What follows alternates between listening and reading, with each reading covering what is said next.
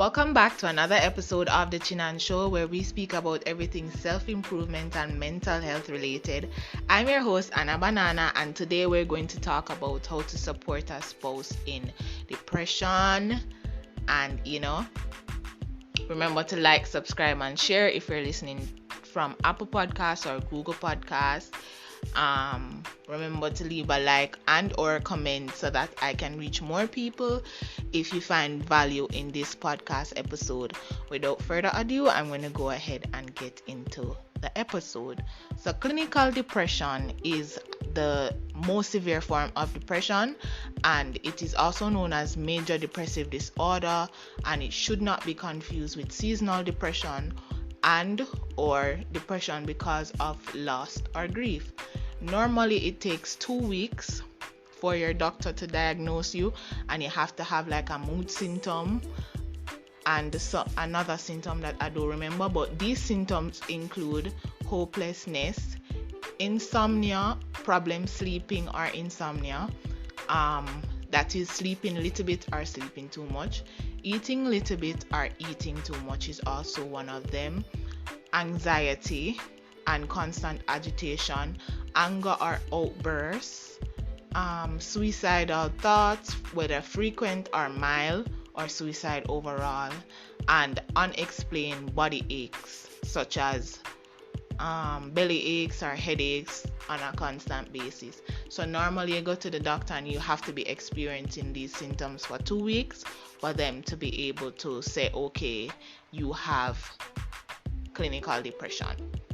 Now, how you can show up for your partner for clinical depression is you have to do your own research, because understanding depression itself on your own will help you to understand how to apply it to your partner and how to operate around them, and it also really helps you not to hold any form of guilt or any form of resentment towards them because they can't function as well as you'd like them to in a normal setting. So that's very important for you to do your own research and thus understand where they're coming from. What you need to do is also do not try to fix them. I know a lot of us are in relationships where the other person is looking like they're drowning, and you are trying to throw solutions at them quickly and making it seem like they are the problem, but that is not very good, because as a person with depression or your partner, they already have a lot of a lot of guilt surrounding depression, because trust me, there's a lot of guilt with depression when you feel like, oh, you can't do this or you can't do that, or today is just not a good day, especially if you set certain goals that you'd like to meet at a certain time, and because of your depression it prevents you from meeting those. That is very important. So instead of trying to fix them, try to find ways in which you can validate them, and try to find ways in which you can support them and listen to them. That's very important. You also want to create a safe space for them, which I know a lot of couples, especially in Jamaica, they don't live together. So what you can do, if the household allow it, is you can show up for them and help them complete certain chores, carry them out for a walk, make a hot meal and carry to them, get them out of the house. Those are ways in which you can support your partner and kind of help them just have a reset. It's very important for you to help them to have a reset. So yeah, you can also encourage them. So things that you see that they are doing properly, kind of boost them up a little bit. So you highlight everything that you see that they're doing well despite of their depression, and that will kind of help to bring hope to them that, okay, if I can function here, I can sort of function here, and it's just taking a little time, but everything is not all doom and gloom. So encourage them. Also remember that this is not an easy road. Having a partner with depression is actually very hard, and it is important that you don't neglect yourself as a person, because we all have needs. And it is important that you show up for yourself and do all the necessary things that you need to do for yourself so that you can help your partner. And if you can get help outside of yourself to your partner, do that, because it will help take a certain amount of stress off of you, because you're only an individual. There's so much you can do, so much and no more that you can do as a single person. So if you can get like a group of friends, or even if the resources are available, you can get like therapists and even sit in a session or two with that therapist to just kind of understand how you can support this person. You can also ask them like directly, how can I help you? How can I support you? I know a lot of us have independent issues, and what I mean by independent issues is that we think that we are less than when we accept help from others, or we think that if we accept help from others, that means that they're going to throw it in our face one day. But it's very important for us to understand when we need help and kind of navigate through that. So when it comes to your partner, try to figure out how you can support them by asking them. Normally they will tell you. And also try to figure out, well, this is going to be a little bit harder considering that it's corona time now and we should be social distancing and all of that jazz. But trying to figure out, if you're together with a person, you kind of know their cues, their behaviors and all of that. Try to figure out specific triggers and kind of offset them, because that helps as well. I have had depression for a while now, and I still suck at figuring out what my triggers are. But if you can, that will also be of great help. Now, when I'm still depressed, because depression is like diabetes. It's not something that you can cure per se, but it is something that you can, with specific measures in place, you can limit the amount of reactions and all those. You can limit the amount of reactions and the amount of relapses you have, and kind of live a normal life if you really pay attention. So yeah, kind of lost my trail of thoughts because there is thunder going on outside, and anybody who is in my personal circle knows that I am afraid of lightning and thunder. So it's kind of throwing my thought process off. But when I was going through my depression, I didn't even know that, like, I knew that I had depression, but I didn't know how serious it was. Like, I did not know that at the rate that I was going at, I would have ended up in the hospital. That's how bad it was. The environment that I was in was bad. I was completely alone because I isolated myself to kind of deal with it. I had someone that was depending on me emotionally, and that was very, very emotionally stressing, and did not understand that the personality that I had, I need downtime, like a lot of downtime. So I have to be showing up and supporting this person 100% and not getting the same back in return.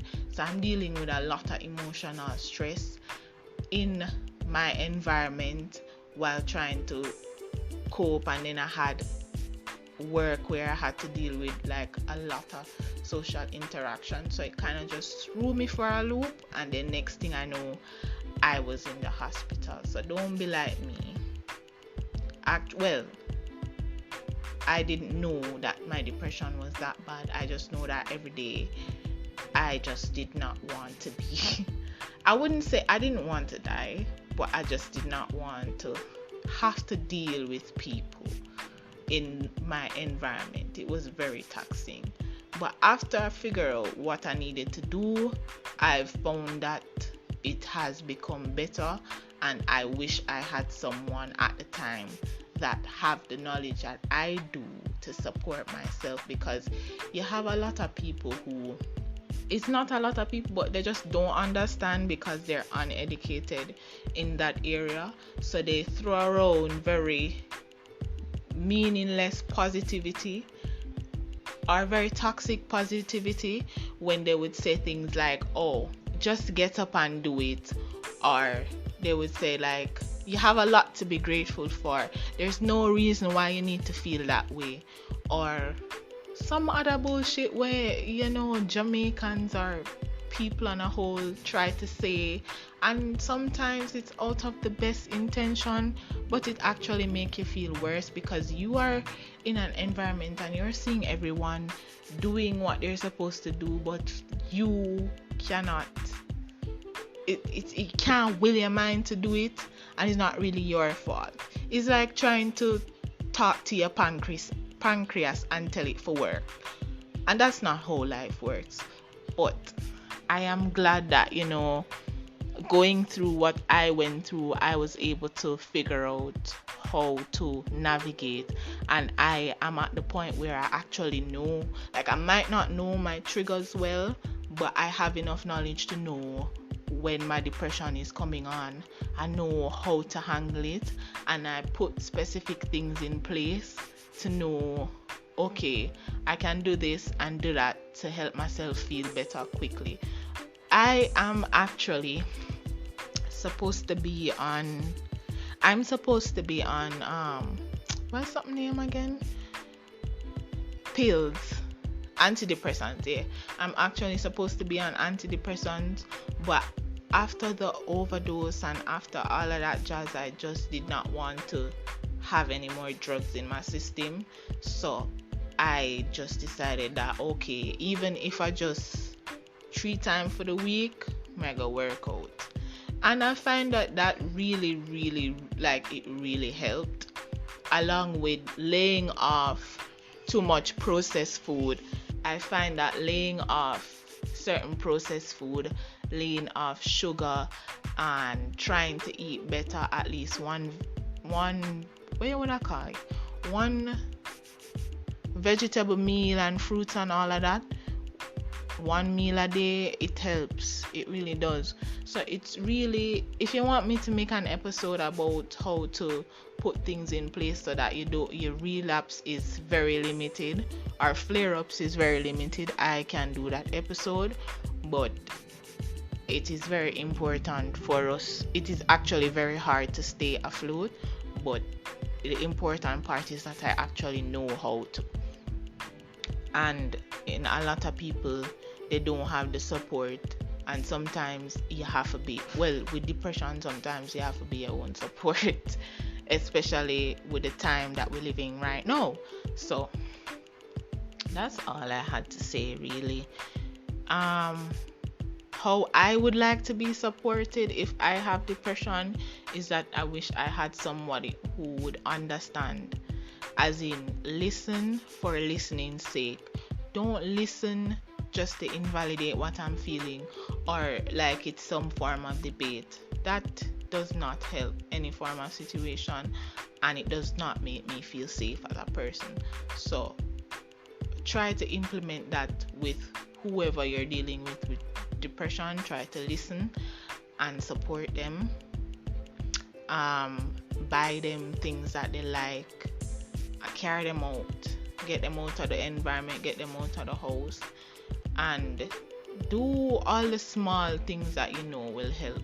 We're not saying that you as an individual should take on the task of curing this person. Well, not curing, but you as an individual should take on the task of quote-unquote healing the person.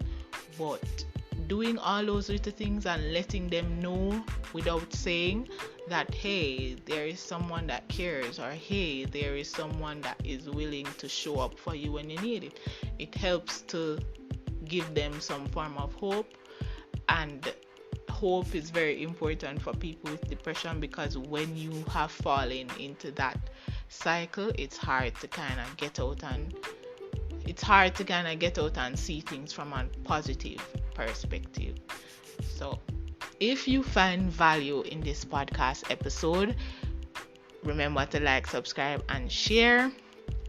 And this is recorded from my phone, so there will be no video, unfortunately. But yeah, I hope that I was able to add value to you with this episode. And I think I'm going to make an episode about things that you can do, or small habits that you can do to help mitigate depression. And yeah, I will see you guys in another episode. I hope that I was clear and concise. And also, one important thing, I'm supposed to be starting my new job soon. So when I figure out a schedule, I'll be back on track for more episodes. But the problem that I'm having is that I don't know what my schedule will look like, because I'm going to start a new job, and as such I'm unable to kind of gauge certain things. So when that is all settled, more episodes will definitely be coming. And I hope everyone is staying safe and doing well. Keep on keeping on. See you guys in another episode. Bye.